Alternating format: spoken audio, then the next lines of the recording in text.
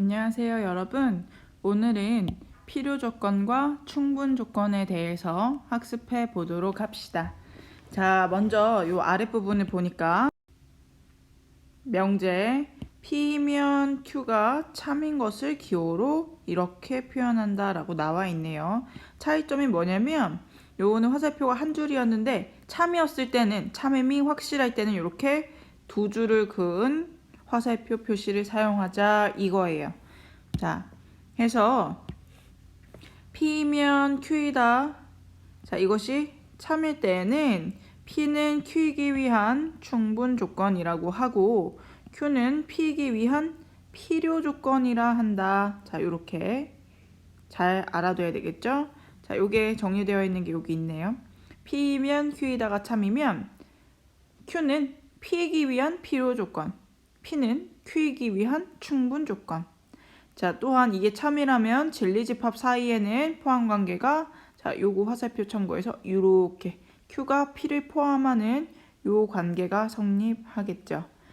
자, 근데 어떤 경우에는 P이면 Q이다가 참이고 Q이면 P이다가 참일 때가 있어요. 자, 해서 즉 P가 Q이기 위한 충분 조건이면서 동시에 필요 조건이 되는 거죠. 자, 이런 것은 기호로 화살을 이렇게 양쪽으로 방향을 주는 자, 이런 기호를 사용하고 P는 Q이기 위한 필요 충분 조건이다. 자, 이렇게 불러요. 자, 해서 진리집합을 또 확인을 해보면 이런 경우에 P가 Q에 포함되고 다시 Q가 P에 포함되므로 결국에 이것은 진리집합이 같은 관계가 되는 거죠. 참고로 P는 Q이기 위한 필요 충분 조건이면 거꾸로 Q는 P이기 위한 역시 필요 충분 조건이다. 그게 이 왼쪽 내용에 나와 있네요.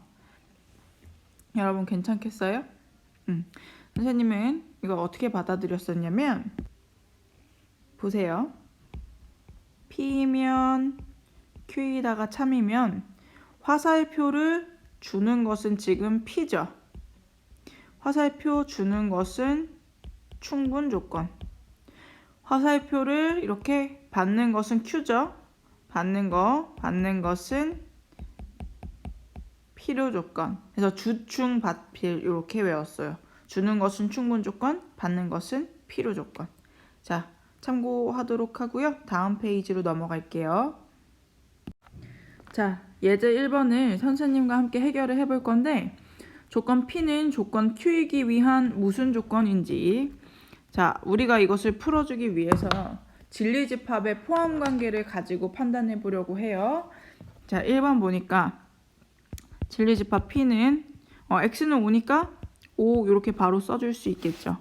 자, 그 다음에 진리집합 Q를 구해보려고 하는데 우리 주어진 X제곱 마이너스 25는 0이다. 얘를 풀어보도록 하죠. 25라는 것은 5의 제곱과 같고 얘는 우리가 합차 공식을 생각해 줄 수 있죠. 즉, 한 번은 더해주고 한 번은 빼주고 자, 이것을 만족하는 x는 각각 마이너스 5하고 여기는 5가 되겠죠. 해서 조건 Q의 진리집합은 마이너스 5하고 5예요. 즉, P하고 Q의 포함관계를 보니까 Q가 P를 포함하죠. 즉, 이것은 P이면 Q이다가 참임을 의미하고 얘를 기호로 표현해주면 이렇게 두 줄로 이렇게 참임을 이렇게 표현해 줄 수 있겠네요. 자, 그런데 P하고 Q의 포함관계를 이렇게 보면 P가 Q를 포함하는 건 아니죠.